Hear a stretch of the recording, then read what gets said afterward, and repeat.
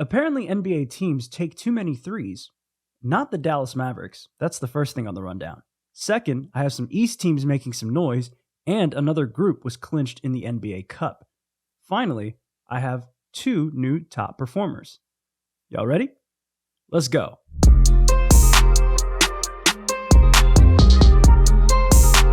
What's going on, guys? Welcome back to the Control Room. I'm your host, Esrael Johannes. Now, I want to preface by saying that these stats enter November 29th. Where we're going to start is going to be at different times, but I will make sure to let you know that this is all through November 29th unless I state otherwise. Starting off with the Dallas Mavericks, they went on a 7-game stretch starting November 16th, where their identity looked like it had changed, not only in comparison to the rest of the league, but from where they were at the beginning of last season, and especially from where they were 2 seasons ago. So let's start there. Since November 16th, entering November 29th, the Mavericks have shot 49.1% from the floor, which is 6th best in the NBA. 38.4% from 3, which is 7th. They have a 34.6% three-point rate, which is the lowest three-point rate in the NBA. Their free throw rate is 26.9%, which is 7th. Their total rebounding percentage is 55.5%, which is 1st. And their paint points per game is 58.6, which is 2nd. On top of all that, Dallas had 19.4 second chance points per game, which was 3rd in the NBA from the 16th to the 29th. And in that span, the Mavs went 6-1, which was tied for the 2nd best record in the NBA with the LA Clippers. So what is it about this new identity, right? Because if you remember 2 seasons ago, the Mavs lived and died by the 3. And they didn't have any production coming from the center position as much as they did after they got Derek Lively. But even when they did get Derek Lively, they were still trying to shoot threes, and they weren't utilizing the paint as much. Then they traded for PJ Washington and Daniel Gafford, and then prioritized the paint a little bit more. Now it's showing in these paint numbers, so I want to break those down a little bit more. This season, entering November 29th, the Mavericks are scoring 55.3 paint points per game, which is 4th in the NBA. 47% of their points are scored in the paint, which is also 4th in the NBA. They have a 70.8% restricted area field goal percentage, again, that little circle underneath the basket. That is 5th best in the NBA. They are also shooting 45.7% in the non-restricted paint area, which is 7th. So everywhere outside of that little semicircle under the basket. And then 31.7% of points come from 3, which is 26th. That 55.3 paint points per game would be the highest in a season in franchise history, even though it's dipped in recent games. The next most for the Mavericks is 47.4, which happened last season. So they are on their way to breaking the franchise record for most paint points per game in a season. And then, of course, that 31.7% of points being generated from 3. That is a far cry from where they were a season ago at the beginning, and then 2 seasons before. So you can tell with all of these different categories, all of these different stats, the identity has changed, and it isn't in line with what many other teams in the NBA are trying to do right now, because the conversation has been teams are taking too many threes. And I will agree with you. I've seen way too many jacked up unnecessarily. Some teams, of course, Boston, live with that identity, but it's also because they're shooting the lights out. Oklahoma City is one of the better shooting teams in the league as well. But everyone is trying to be the Golden State Warriors from the mid-2010s, and not every team can be. And yet we see all of these attempts from 3 from LaMelo Ball, Anthony Edwards, Jason Tatum, etc., etc. It's kind of gotten out of hand. The Mavericks seem to be the antithesis of that. Now, the Mavs have been without Luka for a little while, and I want to highlight some of the players that have played really well in his absence. 2 of them, Naji Marshall and Quentin Grimes, starting November 22nd. And again, this only goes till November 29th. So with Naji, he's played 4 games, and in those 4 games, scored 23 points per game, shot 63.3% from the floor, 55.6% from three, grabbed 3.8 rebounds, and averaged an assist. He's also had a career best 4 straight 20-point games. Quentin Grimes had played 3 games from the 22nd to the 29th and averaged 13 points, shot 46.7% from the floor, 40% from three, grabbed 6 rebounds, and averaged 2.7 assists. And since then, these guys have still had great performances on their own, especially Quentin Grimes recently, where he's had 20-point games, currently on a streak of 20-point games. These two guys have really filled into their roles. Of course, when the whole team is healthy, they are most likely going to be coming off the bench. To have them be as productive as they are now, whether they're in the starting lineup or whether the sixth man or whatever role that Jason Kidd has for them, they now have the confidence to step up and say, I know I can do this at any time, whenever it's asked of me. And I think it's going to be viable for this team as they get deeper and deeper into the season and hopefully into the postseason, when you can call on these guys at any time, mix up the lineups, get any kind of look you want, and suddenly Dallas starts to look a little more dangerous when you have those options. And it's not just these two guys, right? Because Luka's the main point guard. Kyrie is a point guard in his own right and tends to play that role whenever Luka is sitting. But then when they're both on the floor, he's the off guard. Jaden Hardy has filled in at that time as well. Who else tends to play that role? It's normally Dante Exum. Sometimes it's Quentin Grimes.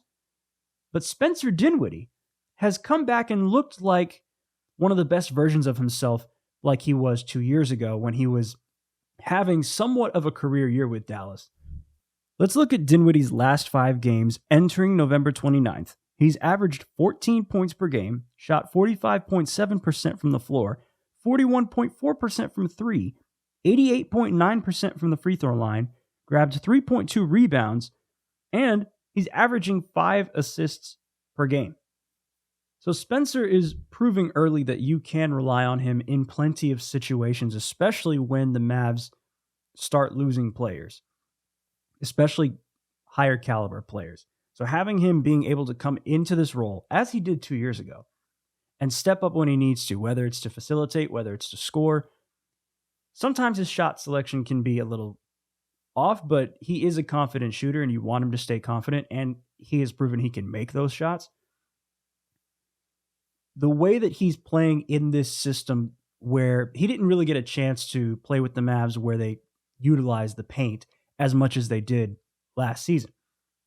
Now that he's more ingratiated into what the Mavs want to do now, he's choosing his spots. He's picking his spots. He's also making sure that the Mavs play to their strengths in the same way that Luka would, or that Kyrie would, or that Grimes would. And he's a veteran. He's a pro. He knows how to do this. So really, I would say you could trust him. So as long as he stays this productive, he doesn't have to score all the time, but as long as he's a net positive, the Mavs will be really, really good. They'll be really deep, especially when they get Dante Exum back, because, man, that'd just be a lot of point guards who can facilitate this offense, and everybody should watch out. Now, let's look at the Knicks-Mavs game from last Wednesday, because the Mavs had 4 20-point scores. I would call this a quadruple threat. The 4 top scorers against the Knicks, starting with Naji Marshall, scoring 24 points on 10 of 17 shooting. Kyrie Irving with 23 points on 10 of 21 shooting. Quentin Grimes scoring 21 points on 7 of 13 shooting. And Spencer Dinwiddie also scoring 21 points on 8 of 11 shooting. 3 of those guys I just talked about. Along with the 4 20-point scores against the Knicks, the Mavs also had 2 more double-digit scores, which were PJ Washington and Derek Lively II. Now, D-Live had 12 points. The PJ scored 19 on 7 of 12 shooting and 3 of 3 from 3. So I'll say he was very efficient in that game. However, he shot 2 of 3 from the free throw line. My guy, PJ. You missed the free throw that would have given you 20 points, which would have given the Mavs their 5th 20-point score in a game for only the 2nd time in franchise history, and it would have been the 8th time in NBA history since 1993. So, just for the sake of statistical history, could you please make your free throws? I say this with the utmost respect. Please, just make your free throws. That's all I want. All right. That's enough of that. Now, let's move on to the next block, which I've got some teams in the East to watch, including a team that clinched their group in the NBA Cup. That's coming up next.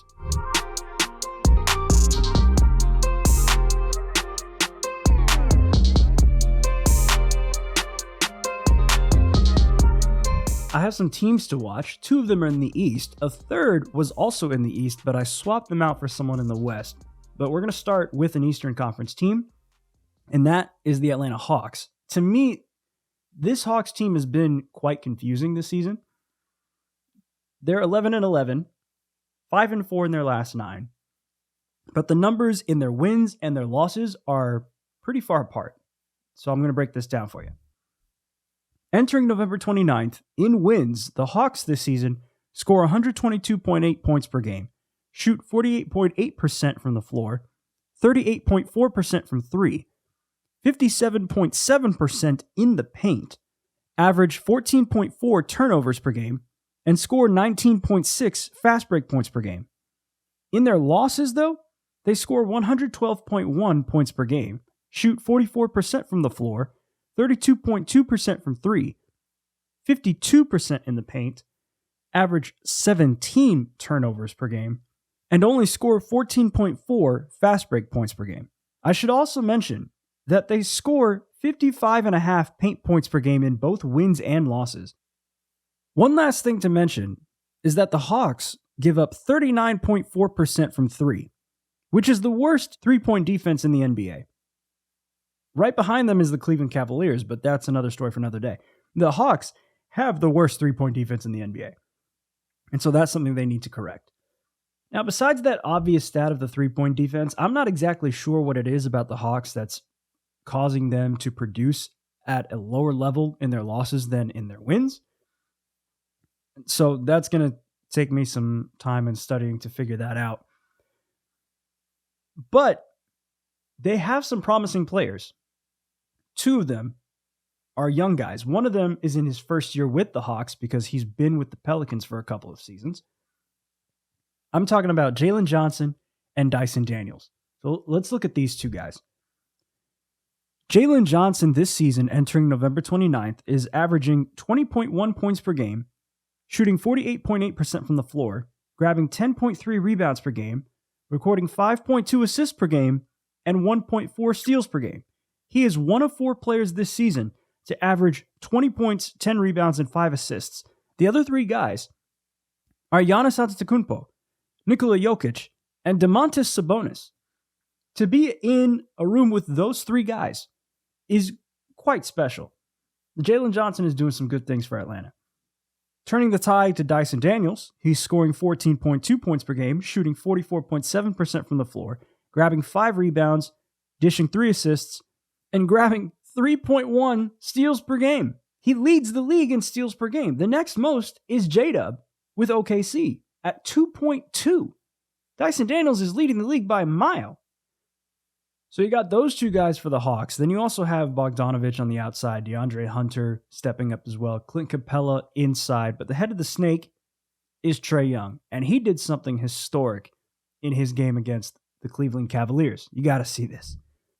Wednesday at Cleveland, Trae Young scored 20 points, only on 6 of 18 shooting, yes, with 4 rebounds, but he had 22 assists, which was a career high, and 73 points created. That means scored plus assisted.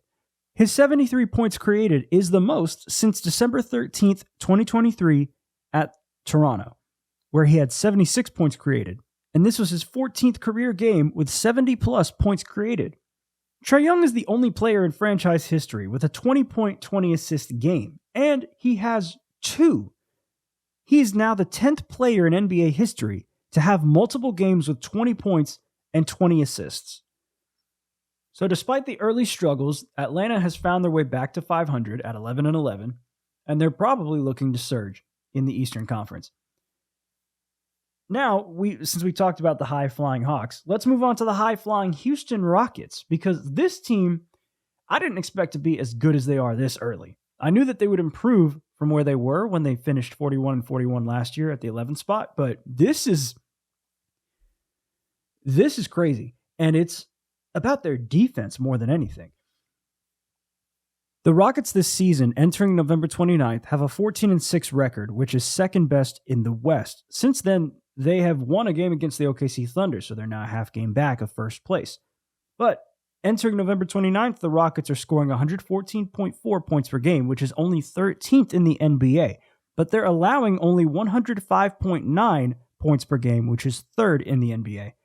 They grab 50 rebounds per game, which is first in the league. And they have a 103.7 defensive rating, the second best in the league. They have an 8.4 net rating, which is fourth in the league. And they have an 8.5 plus minus, which is fourth in the NBA. They're also holding their opponents to 42.8% from the floor, which is second best, and 33.8% from three, which is third best, both NBA ranks. So like I said going into this graphic, the Houston Rockets defense is game-changing. That is what their calling card was a season ago, and it's even more so now. So, of course, yes, they may not be scoring at a high clip like the Celtics or the Cavaliers or the Pacers from a year ago. But defensively, man, that translates, especially on the road. And this team is probably going to be better on the road than they were a year ago, where they had a really good home record, but they were struggling on the road a bit. This time around, I think Houston's for real. They could even be a top 6 team, which could completely complicate the picture if you look at how many teams in the West are vying for the top 6. So there's a lot to look at with Houston, and there's actually even more because Houston does score in the miscellaneous categories really well. The Rockets this season, entering November 29th, are scoring 52.6 paint points per game, 17.3 second chance points per game, 18.7 fast break points per game, and 20.4 points per game off turnovers. They are one of 6 teams with a positive point differential in all 4 categories. That's Dallas, Denver, Golden State, New York, and Orlando, along with Houston. And I'm going to put an asterisk on Denver because they're actually at 0.0 second chance points per game in terms of differential. They had 258. They allowed 258. So it's right at 0 for them. So yes, the Rockets don't score a lot of points in comparison to the rest of the league, but they really fill it in with those miscellaneous categories. Their defense leads directly to points off turnovers. They run on the fast break up and down the floor. Their rebounding, which leads the league, is what propels their second chance points. They dominate inside. That's how they get their paint points per game. So this is how Houston flourishes. They really get those easy baskets, and they have Fred VanVleet who can facilitate the offense. Amen Thompson can also do the same with a bigger body. Dylan Brooks is leading that defense, but also Şengün is one of those offensive masterminds. You can't tell what he's doing with the way that he makes his moves. And then Jalen Green, high flyer. You have Jabari Smith Jr., who's also taking another leap. So Houston, under Ime Udoka, is starting to really fill into what they want to do. They have their identity. I think we know what this team wants to be. A defensive-minded team with their ability to make you pay on the offensive end because of their defense. And there's no other style that works better than that in the playoffs. So they're a team to look at as the season goes on, as long as they stay healthy and as long as they can continue this production. Of course, there are going to be some matchups that might not work for them, but that will be determined as we get more of a sample size of their season. Now, I want to bring in an honorable mention. The Milwaukee Bucks, I said they probably wouldn't go 8-1 in their last 9 in November, but they did. So I didn't want to, just leave that hanging. They proved me wrong. So congrats to Milwaukee. And it's good to see another team finally get over 500 in the Eastern Conference, because Lord knows we needed that. We don't need only 4 teams above 500 in the East. So that makes things a little bit more exciting in the Eastern Conference picture. Now that I've mentioned that, I want to bring up this topic about the Boston Celtics and Kristaps Porziņģis, because he's made his season debut already. And the thing about him is that the conversation is, do the Celtics really need him? And I've found a way, at least I think I have, to quantify how they don't need him, but also why they do. It'll make sense. I think it will. I'll do my best to explain it. So let's start with the Boston Celtics. Kristaps Porziņģis, in his season debut this year, scored 16 points on 6 of 12 shooting in only 23 minutes, right? So what does that mean? Not necessarily in his debut. What does that mean when it comes to KP and him being in the starting lineup and what that does for the Celtics versus when he's not available? Because he has missed a lot of time with injuries. The Celtics, with and without Porziņģis, including the playoffs so far, with Porziņģis, the Celtics score 118.6 points per game, shoot 48.5% from the floor, 38.2% from three, have a 119.2 offensive rating, a 107.6 defensive rating, and an 11.6 net rating. Look at the numbers without Kristaps Porziņģis. They are almost the same. They actually have the same number in their points per game and their offensive rating. They score 118.6 points per game without Porziņģis. They shoot 47.5% from the floor, which is only 1% lower than it is with him. They shoot 38.1% from three, which is 0.1% below than what is with him. A 119.2 offensive rating, the same with him. A 109.1 defensive rating without him, which is a 1.5 worse than what it is with him. And a 10.1 net rating, which is a reflection of that offensive rating minus the amended defensive rating. So when you look at those numbers, you're probably thinking to yourself, the Celtics don't need Porziņģis, right? I mean, the numbers are very, very similar with and without him. Why are the Celtics spending so much money on Jason Tatum, Jalen Brown, Drew Holiday, Derek White, and Kristaps Porziņģis when they statistically don't need him? I would beg to differ that because the numbers are the same with and without him, that makes the Celtics impossible to beat. And that is why the Celtics have him. Basically, they're a super team in a league full of really good teams. And it makes you wonder, the Celtics are probably doing this to give them a surefire chance at winning the NBA title. Because every time they've come knocking on the door with a team that is talented enough to win, they've fallen short every single time. It took him being the change to getting over the hump. And this has happened before. This is not exactly the first time we've seen this. There was a similar situation if you go back to 2016 when Kevin Durant joined Golden State. Now, the Warriors did not need Kevin Durant statistically. But I think everyone understands that without Durant, other teams in the league felt like they had a chance. Because the Warriors had Kevin Durant, almost every team besides Houston and Cleveland felt like they had no chance. And that's why Durant was with Golden State, or at least that's why Golden State wanted Kevin Durant. The same way Boston Celtics wanted Kristaps Porziņģis. So now here are Golden State's numbers with and without Kevin Durant in his first two seasons, which were the two seasons that Golden State won their NBA championships.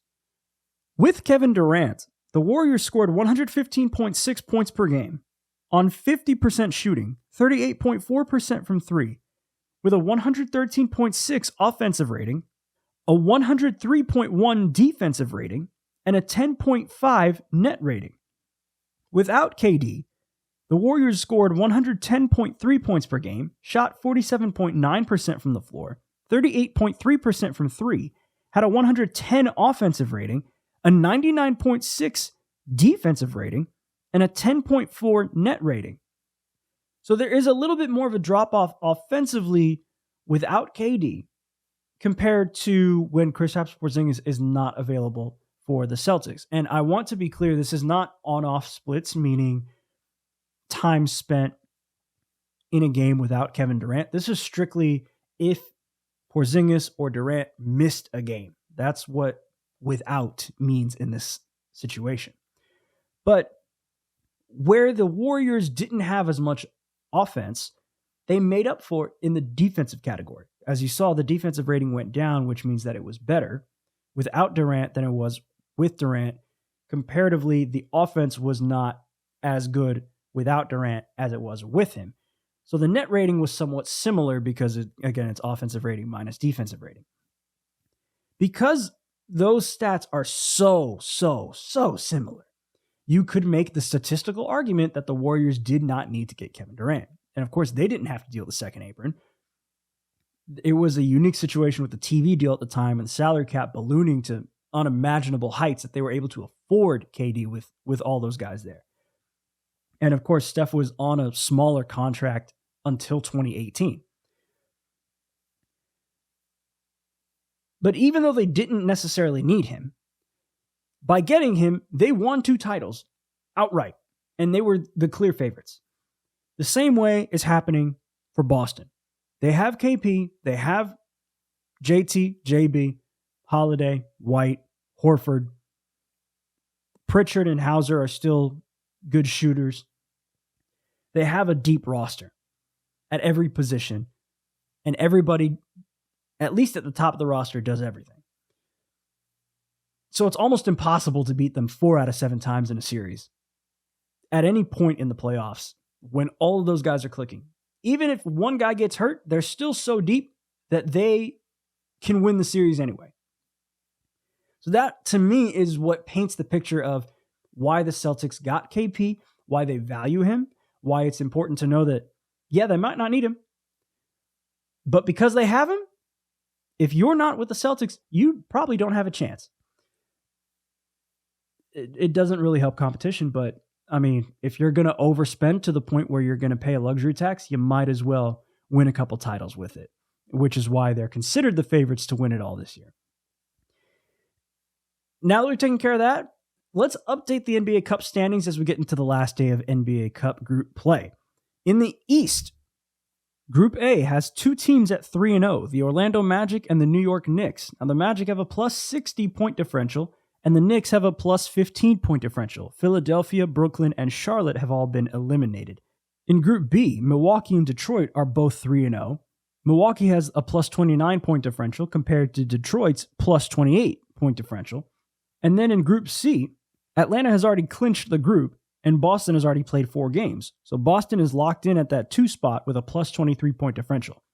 So whoever wins and loses these group clinching games will determine who gets that last wildcard spot. Because if Orlando loses by only 10, they have such a big point differential that they would take over Boston, Milwaukee, or Detroit. It's not exactly the same if Orlando wins and New York is the one vying for that spot. Well, New York would be out unless Milwaukee or Detroit lost by, let's say, 20. Boston can't do anything about it, so they're stuck at 23. It's a matter of who wins these games and by how much. What it always comes down to, right? All right, now let's move on to the West. In Group A, the aforementioned Houston Rockets have clinched their group at 3-0 with a plus 49 point differential. Only Portland and the LA Clippers are still in contention for the wildcard spot. In Group B, the Spurs lead with a 2-1 record and a plus 14 point differential. OKC is behind them with a 2-1 record and a plus 18 point differential, and the Phoenix Suns are 2-1 with a plus 19 point differential. The way that's ordered, of course, seems a little odd, but the first tiebreaker is actually head-to-head, and then it's point differential. And so because of that, everything is a little jumbled in that group. On top of that, the Lakers are also not eliminated yet because every wildcard team, or at least every team aspiring to be in the wildcard spot, could be 2-2. So mathematically, they're not exactly eliminated, but they have long odds because they have a minus 24 point differential. And then in Group C, the Warriors had already clinched the group with a 3-0 record and a plus 12 point differential. The Mavericks are at a 2-1 record with a plus 41 point differential. Denver is still in the mix with a 1-2 record and a plus 2 point differential. And Memphis has a 1-2 record with a minus 6 point differential. New Orleans has already been eliminated. Dallas looks to be the favorite to come into the wildcard spot, but Memphis is on a 6-game win streak, so it's not a foregone conclusion that Dallas can just win the wildcard spot. But if they do win, then they'll have a better shot than any team that would also be 3-1, unless they somehow won by 40. Because the Mavericks have already done a lot of the work in point differential. They have a plus 41 point differential. So unless Memphis beats Dallas, or there is another team that somehow is able to squeak their way with a crazy result, Dallas is probably going to be in the wildcard spot. But we're going to wait to see everything shake out. And then, once it's all said and done, we'll know who's in the knockout round. Now that we've gone through the NBA Cup group standings, and we're ready for the last night of group play, let's move on to the top performers. Coming up next.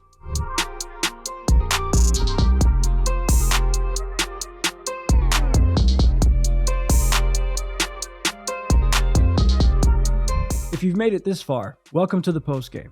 Let's start with the first top performer. I've got Jalen Green of the Houston Rockets. Wednesday at Philadelphia, he scored 41 points in 41 minutes.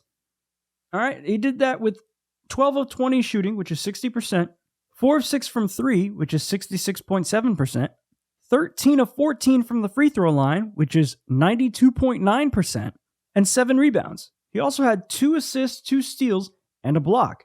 This was his 8th career 40-point game, and he had not scored more than 17 points in his previous 4 games. Next up, I have Peyton Pritchard, who had a career night Friday against the Bulls. He scored 29 points in 28 minutes on 10 of 16 shooting, 62.5%, 7 of 11 from 3, which is 63.6%, 7 rebounds, and a steal. And I say it was a career night because he had a career high 19 points in the fourth quarter, which is the most for him in any quarter. And by the way, the Celtics ended up winning that game against the Bulls. So shout out to both Jalen Green and Peyton Pritchard for being this episode's top performers. In the next episode, I will have the NBA Cup bracket for the knockout rounds, as well as, of course, an update on the Mavericks and some other teams that are playing really well. Now, I have the upcoming schedule. Tuesday, December 3rd, the last day of NBA Cup group play, the Orlando Magic will play the New York Knicks at 7:30 p.m. Eastern on TNT. The Memphis Grizzlies will play the Dallas Mavericks at 8:30 p.m. Eastern, 7:30 p.m. Central on Mavs TV. Thursday, December 5th, the Dallas Mavericks will go to Washington to play the Wizards at 7 p.m. Eastern on Mavs TV. And the Houston Rockets will play the Golden State Warriors at 10 p.m. Eastern on NBA TV. Friday, December 6th, the Milwaukee Bucks will play the Boston Celtics at 7:30 p.m. Eastern on ESPN, followed by the Minnesota Timberwolves and the Golden State Warriors at 10 p.m. Eastern on ESPN. So that does it for me. Thanks for being here. Make sure to download this episode, like this video, subscribe to the channel if you haven't already. And I'll see you next time. Let's hit the rollout.